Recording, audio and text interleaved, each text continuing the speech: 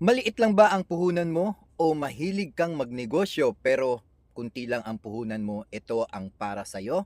Kaya please, makinig tayo dito at panoorin. Comment down below kayo at like and subscribe na rin sa ating channel po ang Wow Philippines 2.2, 2.5, 2.3 and Wow Philippines. Ito na po. Please po, supportahan niyo ako.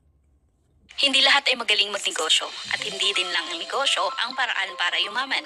Hindi ibig sabihin na wala kang negosyo o hindi ka marunong magnegosyo ay hindi ka nayayaman. Ngayon ay babahagi ko sa inyo ang 10 paraan para yumaman bukod sa pagnenegosyo. Panoorin ang ating video hanggang sa huli at kung hindi ka pa nakasubscribe ay mag-subscribe with notifications on para wala kang ma-miss out sa mga bago nating uploads. Ang pang-anim ang isa sa pinaka-paborito ko kung saan malaking part ng aking finances ang nagbe-benefit mula rito. Kaya kung ready ka na, let's get started. Una, magkaroon ng growth mindset. Magkaroon ng mindset na open para sa pagbabago at paglago hindi lamang sa kung anong skills ang kasalukuyang meron ka, kundi ang paghahanap pa ng ibang mga skills na maaari mong aralin at mapagkakakitaan. Mag-invest ka ng oras at pera sa mga skills tulad ng basic computer skills, copywriting, public speaking, coding, sales, game developing at marami pang iba. Walang limit pagdating sa kung ano ang gusto mong aralin. Lahat ay napapag-aralan depende na lamang sa kung gaano kakatyagang maunawaan ang mga skills na ito. Once na maka-acquire ka na ng skills na napili mo, aralin mo naman kung paano mo ito mo-monetize. Sa digital world, napakaraming paraan paano mo monetize ang skills mo. Nariyang pwede mong i-offer ang services mo sa mga existing businesses at kumita base sa output na ibibigay mo. Number 2, magkaroon ng malinaw na financial goals. Isa ding paraan para yumaman ay ang pagkakaroon ng malinaw na financial goal. Kung ngayon ay trabaho ka ng trabaho pero wala kang goal na makapag-ipon para sa investment, retirement o kahit ano pang plano para sa hinaharap, ay mahihahalin tulad mo ang buhay mo sa alon sa dagat na hampas ng hampas lamang sa dalampasigan at walang katapusan. Mahalagang alam mo kung para saan ka nagtatrabaho, ano ang nilook forward mo, at paano mo ito ma-achieve. Kung babiyahe ka papunta sa isang lugar, dapat alam mo ang iyong destinasyon. Hindi ka pwedeng sumakay na lamang ng bus na walang ruta. Number 3, save and invest. Wala ka mang negosyo, maaari mo pa ding maabot ang iyong mga plano sa pamamagitan ng pag-iipon at ng matalinong pag-i-invest. Gawing habit ang pag-iipon consistently at aralin ang mga investment na gustong pasukin. Halimbawa, gusto mo mag-invest sa mutual fund o stock market. Aralin mo ang mga terms, kalakaran at paano kumita rito bago mag-invest. Huwag na huwag ka mag-invest nang hindi nalalaman ang technical ng mga ito. Alam mo ba ang kwento ng isang janitor na naging milyonaryo? Isa sa mga sekreto niya paano niya ito nagawa ay ang pag-iipon at pag-invest. Yan lang ang kanyang ginawa all his life. Wala siyang negosyo, pero Pero kung marunong ka naman magtago ng pera mo talaga na hindi mo talaga dinudukot, pwede ka naman magtago sa sarili mo eh. Sa bahay mo meron kang alkansya na may kandado talaga. Itapon mo yung kandado para hindi mo mabubuksan-buksan ano. Paggawa ka ng bakal na alkansya at lalagay mo ng pera hanggang 1 taon kung hindi puno yan. Yan, tapon mo yung kandado, ay yung susi, no? Yung kandado lang malaki, bumili ka. Tapon mo yung susi, no? Tapos wag mo talagang bubuksan hangga't sa hindi mapuno. Yung malaking-malaki na alkansya, kayang-kaya mo mag-ipon. O sasabihin ko sa inyo, kayang-kaya niyo mag-ipon. marami siyang matagumpay na investments dahil inaral niya ang mga ito. Pang-apat, prioritize financial education. Tulad nga ng nabanggit natin kanina, isa sa mga paraan para makaahon sa kahirapan ay ang pag-i-invest sa iyong sarili, oras man o pinansyal. At isa sa mga dapat mong paglaanan ng oras ay ang financial education. Ito man ay ang panunood ng mga video nag-inspire sa you to do better, pagbabasa ng mga vlogs na may kinalaman sa pinansyal, o kahit yung simpleng pakikipag-usap sa mga kaibigan mong alam mong matalino pagdating sa pera. Matuto mula sa mga resources na meron ka at sikaping i-apply ang mga aral na to sa iyong sariling pamumuhay. Pang-5, develop multiple income streams. Bukod sa pagnenegosyo, ilan sa mga streams of income na maaari mong gawin ay ang freelancing. Wow. Sa freelancing pa lang marami ka nang pwedeng i-offer. Bukod kasi sa serbisyo, tulad ng writing services, research, graphic designing, at kung ano-ano pa, maaari mo din itong ituro sa iba sa pamamagitan ng YouTube, blog site, at maging paggawa ng ebooks or courses. Bagaman it might take some time, pero income stream na din ito kapag nagamay mo paano mo ito mapapagkakitaan. Pang-6, live within your means. Buksan mo ang iyong damitan. Sasabihin mo bang wala kang damit para makapag-shopping ulit sa darating na 7/7 sale? Ang salansa ng mga sapatos mo, halos wala nang mapaglagyan sa dami. Isama na natin ang koleksyon mo ng bags at shades. Kailangan mo ba talaga ang lahat ng ito? Oo, afford mo. Pero isa sa mga sekreto para umasenso sa buhay ay ang pamumuhay ng simple. Live below your means. Hindi ibig sabihin na afford mo ay bibilhin mo na. Sa tuwing makakaramdam ka ng urge na gumastos, subukang tanungin muna ang sarili kung kailangan mo ba ito? Mabubuhay ka ba nang wala nito? Number 7, network and build relationships. Tell me who your friends are and I will tell you who you are.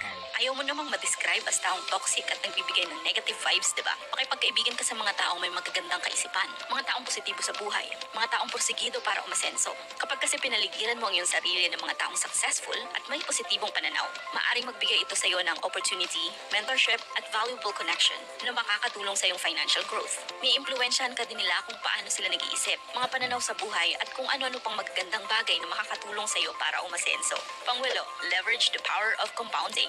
Magsimula ka mag-invest sa lalong madaling panahon. Mas maaga mo itong gagawin, mas matitake advantage mo ang compounding. Ibig sabihin ng compounding ay yung perang kinikita ng investment ay kikitang muli. Kumbaga, ito yung kita mula sa kita.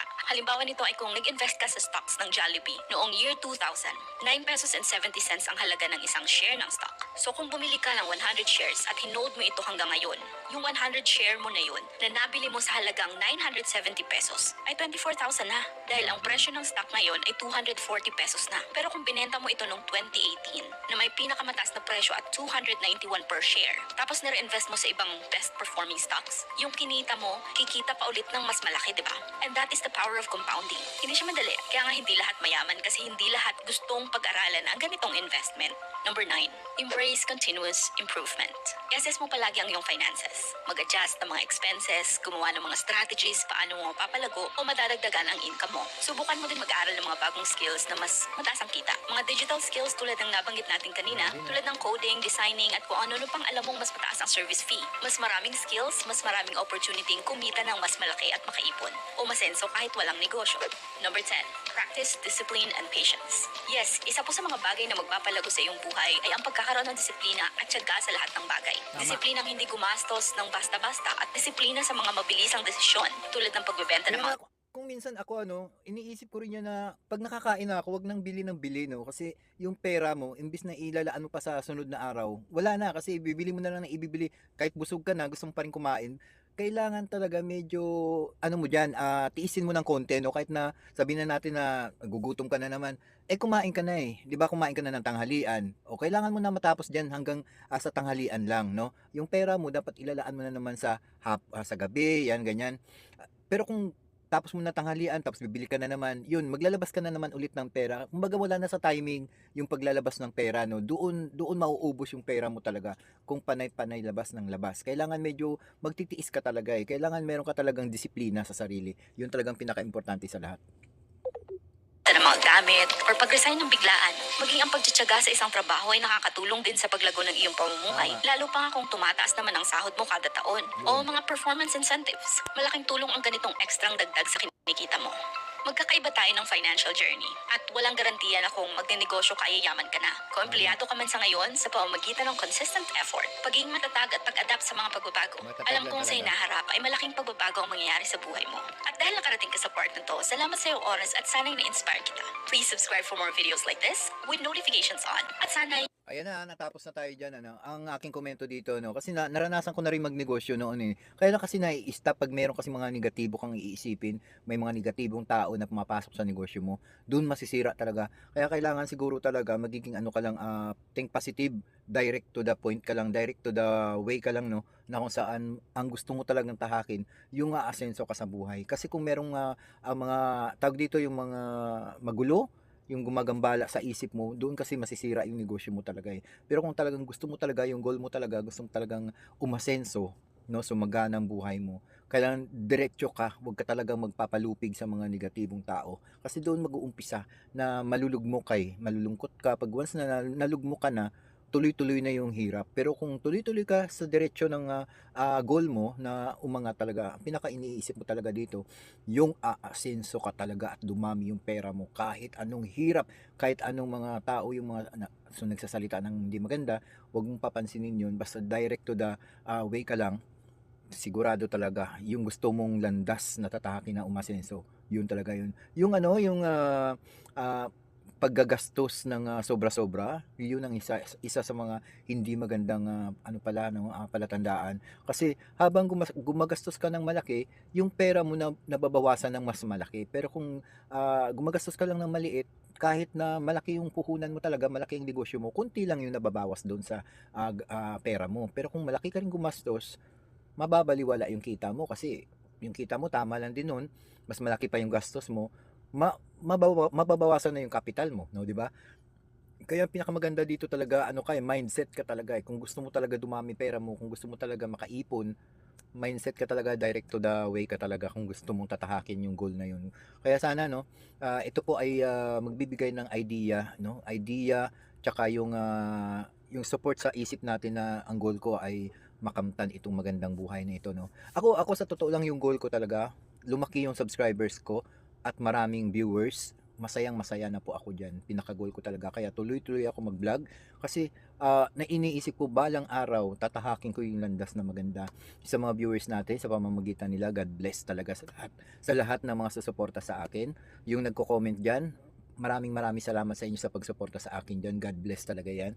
Tsaka yung mga nagla-like at subscribe, 'yan talagang pinagpala kayo ni Lord na kayo yung mga viewers ko na may mga mabubuting kalooban yan na mag-like at mag-subscribe sa ating channel. Kasi kung sa isang pindot mo ng like dyan, tsaka sa isang pindot mo ng subscribe sa aking channel, parang maganda na yung ano niyan yung way ng akong baga ikaw yung nagbibigay ng swerte sa akin no? Kung baga binibigyan mo ako ng pagkakataon na tumaas yung subscriber ko para naman makamtan ko rin yung gusto ko na tumaas yung subscriber ko. Baliwala sa iyo yan isang click mo lang naman yan no?